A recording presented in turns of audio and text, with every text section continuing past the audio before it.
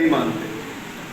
तो ऐसे में जब एक तरफ वक्तव्य और गज़लों का आस्वादन आप कर रहे हों और दूसरी तरफ भोजन का आस्वाद चला जा रहा हो, बीच के इस वक्त में वास्तव में आस्वादन क्या है, इस पर थोड़ी बातचीत मैं करना चाहता हूँ, क्योंकि विषय यही निर्धारित किया गया था।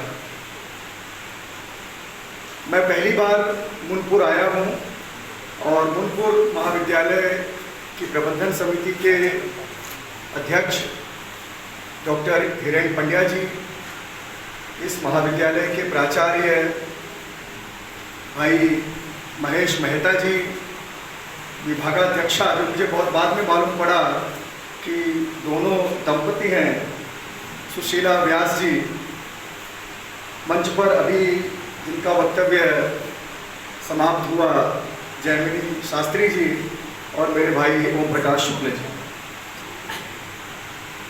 यह जो विषय है इतना व्यापक है कि इसमें आप क्या चुनें और क्या बोलें, यह निर्धारित करना अपने आप में बहुत कठिन है, और शायद यही कारण रहा कि वक्ताओं के वक्तव्य दीर्घ होते चले गए, ऐसा मुझे लगता है। लिखा गया है भारतीय साहित्य आस्वाद और समीक्षा। पहली बात तो ये कि साहित्य मूल रूप में किसी भी तरह के विशेषण की ज़रूरत महसूस नहीं करता। ये और बात है कि हम अपनी सुविधा के लिए उसकी मर्यादा को सीमित करते हैं, और कभी कहते हैं कि यह भारतीय साहित्य है, कभी कहते हैं कि यह अफ्रीकन लिटरेचर है, कभी कहते हैं कि यह अमेरिकन लिटरेचर है, कभी कहते हैं आपकी यह भारतीय साहित्य है। तो जब हम भारतीय साहित्य कहते हैं तो ये बात समझनी होती है कि आखिर यह भारतीय साहित्य निर्मित कैसे होता है। यह काल और स्थान दोनों से निरपेक्ष संज्ञा है साहित्य, लेकिन हम काल को भी इसके साथ समाहित करते हैं और स्थान को भी समाहित करते हैं। और जब स्थान की बात हम भारत के संदर्भ में देखते हैं तो भारत बहुत ही विविधताओं से भरा है, और इसकी जो भौगोलिक स्थितियां हैं वह भी एक जैसी नहीं है।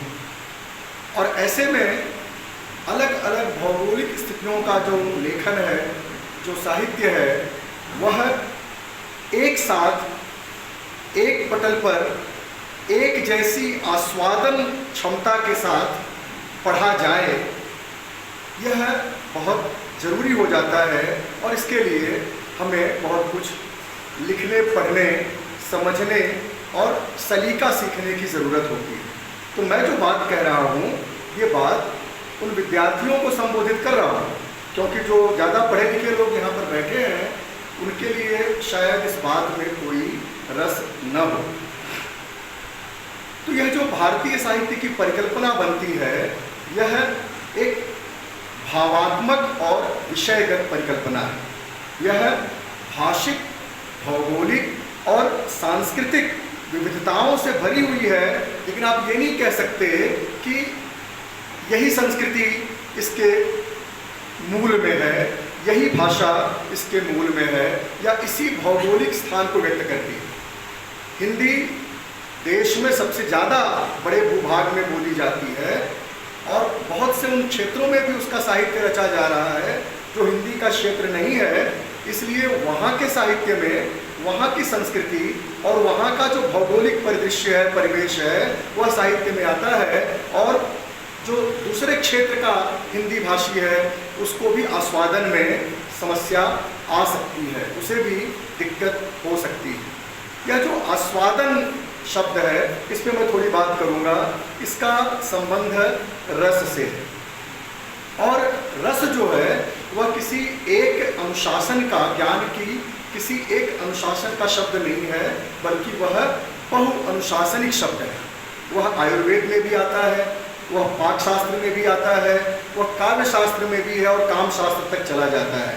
तो इतनी बड़ी व्यापकता जिस शब्द की हो, उस शब्द से की जो प्रक्रिया है उसे ग्रहण करने की, उसे प्राप्त करने की, वह है आस्वादन। और यह जो आस्वादन की प्रक्रिया जब हम साहित्य से जोड़ते हैं, यानी साहित्य के आस्वादन की बात करते हैं, तो मामला केवल एक इंद्रिय का नहीं रह जाता।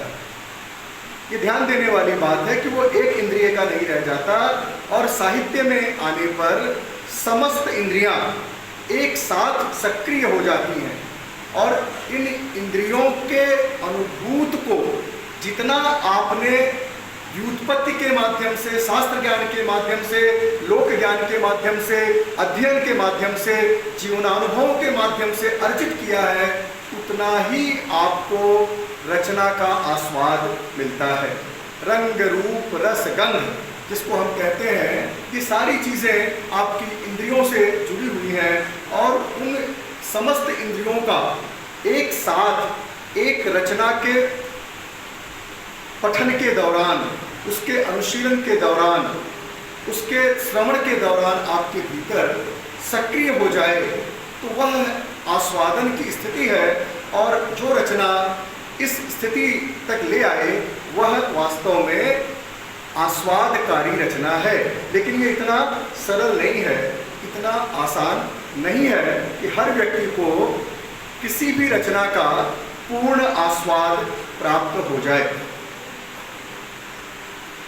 अभी भाई जैमिनी जी बोल रहे थे, तो थोड़ा सा हल्का मूड करने के लिए, जब भूख लगी हो तो बहुत भारी भारी बातें नहीं करनी चाहिए। बम्बई में मेरा एक लंबा समय बीता है, तो मजरूह सुल्तानपुरी साहब के साथ मैं बात कर रहा था, और उनको मैंने पूछा, और वो तब 80 की उम्र में पहुंच चुके थे। मैंने पूछा कि आज के दौर में हिंदी सिनेमा में कौन शायर हैं। बुजुर्ग थे, उन्होंने कहा कि हिंदी सिनेमा में तो आज कोई शायर है नहीं। तो मैंने उनको 2 नाम गिनाए, मैं उनकी तौहीन नहीं कर रहा हूँ, मेरी ये स्थिति नहीं है। 2 नाम गिनाए, मैंने कहा एक गुलजार साहब हैं और एक जावेद साहब हैं, और ये बात मैं बता रहा हूँ आपको 97-98 की। तो उन्होंने कहा कि मैं तो इनको शायर नहीं मानता, और बहुत बड़े शायर थे तो वो मान सकते थे ऐसा। मैंने पूछा ऐसे कैसे? तो उन्होंने कहा कि देखो, गुलजार का एक बहुत प्रसिद्ध गीत है कि हमने देखी है उन आँखों की महकती खुशबू, प्यार को प्यार ही रहने दो, कोई नाम न दो, प्यार एहसास है इसे रूह से महसूस करो, हाथ से छू के इसे रिश्तों का इल्जाम न दो। मैंने पूछा इसलिए तो बहुत अच्छा है। तो बोले कहाँ अच्छा है? अब देखिए यहाँ पे आप समझिए कैसे आस्वाद आपको लेना है, और कैसे उस आस्वाद को भंग करने का एक प्रयत्न भी संचालित हो रहा है। वो कहते हैं आप बताओ मुझे कि हमने देखी है उन आँखों में महकती खुशबू। अब ये महकती और खुशबू, तो कोई ऐसी खुशबू होती है जो बदबू देती है? ये उनका सवाल था। क्योंकि खुशबू शब्द ही बना है अच्छी गंध से, तो महकती खुशबू अगर कोई कह रहा है तो या तो शब्द का वो अधिक प्रयोग कर रहा है, या फिर वो कहना चाह रहा है कि खुशबू में कोई प्रॉब्लम है। और कहाँ देखी? तो वो कहते हैं कि हमने देखी है उन आँखों में। तो वो कहते हैं कि आँख, नाक, कान, इनसे कीचड़ तो निकलता है, इनसे खुशबू नहीं निकलती। आप बात समझ रहे हैं ना? तो कहने का आशय यह है कि ये आस्वाद को भंग करने की स्थिति है। जबकि सच्चाई क्या है? सच्चाई ये है कि यह गीत आज भी कहीं बज जाता है तो हम उससे प्रभावित हो जाते हैं, उसमें एकदम से पूरी तरह नत हो जाते हैं। तो ऐसा क्यों होता है? वो इसलिए होता है कि उस पूरे गीत का जो भाव है, जो उसका समग्र प्रभाव है, वो हमारे अनुभवों से, हमारे जीवन से इस कदर जुड़ जाता है कि हम उसके आनंद, उसके आस्वाद में मगन हो जाते हैं। और फिर वही हाल होता है कि जो गूंगे को मीठे फल का रस अंतर्गत ही भाव है। तो हम ऊपर से नहीं देखते, जो हमारे मरहूम शायर बता रहे थे, हम उसके समग्र प्रभाव से प्रभावित होते हैं। तो जब हम कविता का आस्वादन करते हैं तो आस्वादन करते हुए कई सारी चीज़ें हमारे जहन में आती हैं। बिहारी का एक दोहा है जिसमें वो लिखते हैं कि जुवत जोन में मिल गई नए कुन परत लखार, जुवत जोन में मिल गई नए कुन परत लखार, सोंधे के डोरे लगे अली चली संगजात। अब देखिए क्या किया उन्होंने, एक बिंब रचा, एक बिंब रचा जिसका मैंने अभी आपको कहा कि इसका इंद्रिय से संबंध है। बिंब क्या रचा, बिंब घ्राण बिंब रचा, घ्राण बिंब यानी गंध। और ऐसा कि एक ऐसी नायिका है जो शुक्लाभिसारिका नायिका है, गौर वर्ण की नायिका है, और वह अपने प्रिय से मिलने को जा रही है और सखियां उसके पीछे पीछे चल रही हैं। चांदनी रात का समय है, मुझे लगता है मूलपुर के आसपास की जगह होगी, एकदम शुभ आकाश होगा, चांदनी फैल रही होगी, और उसमें वह जो शुक्लाभिसारिका नायिका है वो ऐसे मिल गई है कि वो दिखाई ही नहीं पड़ रही। व्हाइट पे अगर व्हाइट डॉट होगा तो दिखाई नहीं पड़ेगा। कवि कहना चाह रहा है, आप जानते हैं ये ऊहात्मक कविता है, लेकिन कैसे इसमें आस्वाद आ रहा है उस पर मैं आपका ध्यान ले जाना चाहता हूँ। लेकिन सखियां पीछे पीछे जा रही हैं, तो कैसे जा रही होंगी? तो कवि कहता है कि सोंधे के डोरे लगी अली चली समझाए। अब ये सोंधे का डोरा क्या है? गंध। सबसे ज्यादा सटीक और कठिन जो पहचान होती है वो गंध की होती है। आपने अगर अनुभव किया होगा तो गंध की पहचान जितनी भीतर बस जाने वाली पहचान दूसरी नहीं होती, क्योंकि जो दृश्य की पहचान है दृश्य बदल जाता है, लेकिन जो गंध की पहचान है वह कभी बदलती नहीं है। इसलिए जो गंध की पहचान है वह सबसे सटीक, सबसे आदिम पहचान के रूप में उसको स्वीकार किया जाता है। तो कहने का मतलब ये कि जो ये बिंब बनते हैं, जब तक इन बिंबों से आप जुड़ते नहीं हैं तब तक आस्वादन उसका पूरा नहीं होता है। दुष्यंत का एक शेर है जिसमें वो कहते हैं कि न हो कमीज तो पाँव से पेट ढक लेंगे, न हो कमीज तो पाँव से पेट ढक लेंगे, ये लोग कितने मुनासिब हैं इस सफ़र के लिए। अब आप ध्यान दीजिए कितनी बड़ी बात कह रहे हैं।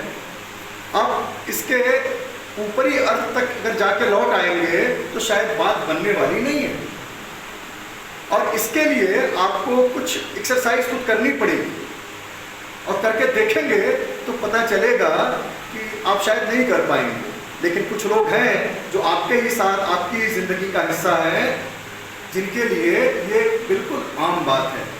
शायद मेरी बात आप तक पहुंच रही हो, और वो बात ये है कि मेरी तरह जिनके पेट निकले हुए हैं वो कभी पाँवों से पेट को ढक सकते हैं, और पेट जिनके निकले हुए हैं वो कभी भी सर्वहारा नहीं हो सकते। वे वो लोग नहीं हो सकते हैं जो सभी तरह से चले गए हैं, सभी तरह से हारे हैं, सभी के हराए हैं और परेशान हाल हैं। तो कवि कैसे एक बिंब निर्मित करता है और इतनी बड़ी बात कह देता है, यह आपके समझ में तब आती है जब आपके पास उसको समझने की एक परंपरा होती है, जिसको सासुअर लांग और पारोल में व्यक्त करता है कि एक है पारोल जो आपकी व्यक्ति भाषा है, और एक लौंग है जो परंपरा में आई हुई है। और ये जो परंपरा में आपने अब तक सीखा जाना, जिसको मैंने कहा कि ये व्युत्पत्ति जन्य ज्ञान जो आपके पास है, वही आपके आस्वादन में भूमिका निभाता है। और इस बात को लेकर के संस्कृत के और पाश्चात्य विचारकों ने खूब लंबी बातचीत की है, मैं उसमें नहीं जाऊंगा। लेकिन पहली बार जब मैं कामायनी पढ़ रहा था तो उसमें एक पंक्ति आई थी जो बहुत चर्चित पंक्ति है, बहुत उद्धृत पंक्ति है कि नील परिधान बीच सुकुमार, खुल रहा मृदुल अध खुला अंग, खिला हो ज्यों बिजली का फूल, मेघ बन बीच गुलाबी रंग। ये आपने कविता तो पढ़ ली, इसका सौंदर्य कहाँ है? नील परिधान में है, इसका सौंदर्य गुलाबी रंग में है, इसका सौंदर्य बिजली के फूल में है। अभी मैं एक जन से जो अपने को जयशंकर प्रसाद का बहुत ज्ञाता कहते हैं, उनसे मैं संवाद भी कर रहा था कि ये खुल रहा है कि खिल रहा है। ज़्यादातर जगहों में खुल रहा लिखा है, कुछ जगहों पे खिल रहा भी मिलता है। आखिर में है क्या? तो इसको समझने की कोशिश हमारे समझाने की कोशिश हमारे अध्यापकों ने भी की, हम लोगों ने भी अपने अपने तरीके से समझ लिया। लेकिन जब मैं रोला बार्थ को पढ़ता हूँ तो वो एक बात कहता है, वो कहता है कि जब हम किसी सामने के सुस्पष्ट अर्थ से आगे बढ़ते हैं, एक अर्थ जो बहुत स्पष्ट हमारे सामने होता है, और ज़्यादातर अध्यापक उसी अर्थ से काम चला के विद्यार्थियों का आस्वादन करा देते हैं। और यही कारण है कि हमारे बहुत से छात्र छात्राएं आस्वादन रहित हो जाते हैं। परिणाम ये होता है कि साहित्य से ही उनकी अरुचि हो जाती है और कविता से तो दूर भागते हैं। तो बात कहता है कि जब हम किसी सामने के सुस्पष्ट अर्थ से आगे बढ़ते हैं तो अनुभूति उत्पन्न होती है। कोई संदर्भ, कोई संबंध, कोई लाक्षणिक प्रयोग, कोई संकेत, कोई इंगित, कोई अर्थ दर अर्थ या अर्थ दर अर्थ की धुंधली परछाई पाठ का सीधा साधा भोलापन टूटता है और पंक्तियों के मध्य जो कुछ है वह भी मुखर हो उठता है। पंक्तियों के मध्य, ये जो पंक्तियों के मध्य वाली बात है ना, जिसको राजेश जोशी दो पंक्तियों के बीच अपने संग्रह का शीर्षक देते हैं, जिसको केदारनाथ सिंह कहते हैं कि कविता वहाँ है, जीभ और दांत के बीच जो जगह है कविता वहाँ है। तो कहने का मतलब यह है कि यह जो आशय है, यह जो उसका अभिप्राय है, वहाँ तक पहुँचने पर ही आपको आस्वाद रचना का मिलता है, अन्यथा नहीं मिलता। तो बार्थ का कहना है कि इस पड़ाव पर गोया बखियाँ उधड़ने लगती हैं और पोशाक के अवकाश से देह झाँकने लगती है। ध्यान दीजिए, पता नहीं उन्होंने कामायनी पढ़ी थी या नहीं पढ़ी थी, लेकिन वो कहना क्या चाह रहे हैं कि एक व्यक्ति, एक नायिका जिसने, जैसे सिनेमा में आप देखते हैं उसने बहुत कम वस्त्र पहने हुए हैं, और एक जिसके वस्त्र में से कहीं थोड़ी सी फाँक है और कुछ दिख रहा है, तो सौंदर्य कहाँ है? कहने का आशय ये है कि यह जो अधखुला अंक का जो प्रयोग वहाँ पे प्रसाद जी ने किया है, उसका आस्वाद वास्तव में इन पंक्तियों को पढ़कर हमें महसूस होता है। कहने का मतलब कुल ये कि आस्वादन यह व्यक्ति सापेक्ष है, यह व्यक्ति सापेक्ष है। जितना ज़्यादा आपकी व्युत्पत्ति होगी, जितना ज़्यादा आपको शास्त्र और लोक का ज्ञान होगा, उतना ही बेहतर आप रचना का आस्वाद करेंगे। लेकिन समीक्षा यह समष्टिगत है, क्योंकि यहाँ पे एक समीक्षा शब्द भी आया है जिस पर लोगों ने ध्यान नहीं दिया। यह समीक्षा सम इच्छा है, यानी आप रचना को पाठक के लिए इस तरह सरल बनाते हैं कि इच्छा का मिलन हो जाता है, और आप भी उन्हीं स्थितियों को, उन्हीं चीज़ों को देखते हैं जिसको दिखाने का प्रयास समीक्षक कर रहा होता है। आलोचना उससे और भी बड़ी चीज़ है। कहने का मतलब ये कि जब हम साहित्य के आस्वाद की बात करें, साहित्य के आस्वाद की बात करें, तो हमको ये ध्यान रखना चाहिए कि यह जो आस्वाद है यह वैयक्तिक है, और जो समीक्षा है वह समष्टिगत है। मैं एक कविता का उदाहरण दे करके अपनी बात पूरी करूंगा, क्योंकि मैं आपके और आपकी भूख के बीच में दीवार बनना नहीं चाहता। राजेश जोशी की कविता है बादल। बादल, अब देखिए कैसे कविता में आस्वाद की स्थिति उत्पन्न होती है, और रचनाकार की सबसे बड़ी खूबी ये नहीं होती कि वो सब कुछ खोल के रख दे। उसकी सबसे बड़ी खासियत होती है कि उसमें बहुत कुछ छिपा दें और आप उसको ढूंढ के निकाल दें, तभी आपको आस्वाद मिलेगा, अन्यथा नहीं मिलेगा। अभी बादल एक कविता है, बादल पर बहुत लोगों ने बहुत कविताएं लिखी। आप केदारनाथ अग्रवाल को पढ़ेंगे तो बादल और नदियों पे अनेक कविताएं उनकी आपको मिलेंगी। बादल क्या ऊंट है? बादल क्या ऊंट है नीले रेगिस्तान में? अब इसका आस्वाद देखिए, नीले रेगिस्तान में बादल क्या ऊंट है जिसके पेट में पानी हिलता है? ध्यान दीजिए आप कैसे आस्वाद तक पहुंचते हैं। कविता में आस्वादन की स्थिति थोड़ी दुरूह होती है, लेकिन सबसे ज्यादा और सबसे गहरे और अनन्य अर्थ, अनन्य स्वाद का वहां पर आपको फिर कहता है, कवि कहता है कि बादल क्या हाथी है जो सूंड में भरकर नदी पानी इधर उधर उड़ाता है? बादल है, उसमें एक बार ऊंट का बिंब आया। अब ऊंट और रेगिस्तान के साथ जो संबंध है, उस संबंध में रेगिस्तान में पानी नहीं होता और ऊंट के पेट में महीनों तक के लिए पानी होता है। अब ये दोनों ही स्थितियों को अब बादल से जोड़ेंगे और धरती पे पानी की जरूरत को उससे गुणा करेंगे, तब आपको समझ में आएगा कि कवि कहना क्या चाह रहा है। बादल क्या हाथी है जो सूंड में भरकर नदी पानी इधर उधर उड़ाता है? बादल क्या है? आखिर उसके आते ही मेरा मन इतना खुश क्यों हो जाता है? बादल क्या है? आखिर उसके आते ही मेरा मन इतना खुश क्यों हो जाता है? क्या मेरे अंदर का पानी और उसके अंदर के पानी में कोई नाता है? मेरे अंदर का पानी और उसके अंदर के पानी में कोई नाता है? इसी बात को हिंदी का एक और कवि हरिश्चंद्र पांडे अपनी कविता में लिखता है कि जब ये जो पानी है ये अंतिम सांस तक हमारा साथ देता है और सांस जब समाप्त हो जाती है उसके बाद भी ये शरीर का साथ नहीं छोड़ता और लड़ता किससे है? आग से। लड़ता किससे है? आग से।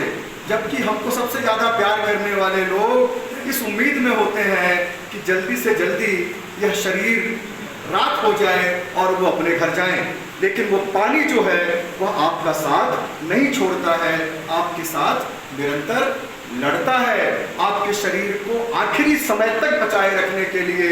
और ऐसे पानी को जब हम यूँ व्यर्थ करते हैं, गंवाते हैं, उसकी कीमत नहीं करते हैं, नदियों को, तालाबों को, पोखरों को हम पाट दे रहे हैं, प्रदूषित कर दे रहे हैं, तब कवि कहता है तुम्हारे अंदर का पानी सूख गया है। और जिसके अंदर का पानी सूख जाए उसके लिए रहीम कितनी अच्छी बात कहते हैं। क्या कहते हैं कि रहीमन पानी राखिए, बिन पानी सब सून, पानी गए न उबरे, मोती मानस चून। तो यह जो दोहा है, ये जो कविताएं हैं और जो पूरा साहित्य है, साहित्य की जितनी भी विधाएं हैं, सबके आस्वादन के कुछ मौलिक और कुछ विशिष्ट रूप हैं जिनके अध्ययन से, जिनके निरंतर अभ्यास से हम साहित्य के आस्वादन तक पहुंचते हैं और आगे चल के उस आस्वाद को लोगों तक पहुंचाने की कोशिश करते हैं। अच्छी बात यह है कि मैंने कितना अच्छा रसगुल्ला खाया, ये मैं आपको बताऊं तो आपको स्वाद नहीं मिल पाएगा, लेकिन मैंने 4 पंक्तियां जो आपको पढ़कर सुनाई और उसके आस्वाद की जो मैंने आपसे चर्चा की, वही आस्वाद लेकर आप महेश जी और सुशीला जी का व्यंजन ग्रहण करेंगे तो आपको और स्वाद मिलेगा। मैं बहुत बोलना चाहता था लेकिन मैं अब नहीं बोलूँगा, क्योंकि जहाँ पे कवि बैठे हों, जहाँ पे इतने बड़े आलोचक बोल चुके हों, वहाँ मुझ जैसे व्यक्ति को बोलना बहुत शोभा नहीं देता। आप सबने बहुत मान से बुलाया। एक बात मैं कहना चाहता हूँ इन विद्यार्थियों के लिए कि मैं किसी समय आपसे, केवल आपसे मिलने आऊँगा और आपके साथ कुछ दिन कविता पढ़ूंगा, कुछ दिन मतलब बहुत टेंशन लेने की बात नहीं है, 1-2 दिन कुछ कविता पढ़ूंगा और पढ़ाऊंगा, जिससे कि मैं भी गुजरात में रहते हुए, मैं बाहर से आया हूँ, गुजरात में रहते हुए इस आदिवासी विस्तार के विद्यार्थियों के साथ एक संबंध स्थापित कर सकूँ। आप सबने मुझे बोलने का मौका दिया, बहुत बहुत धन्यवाद।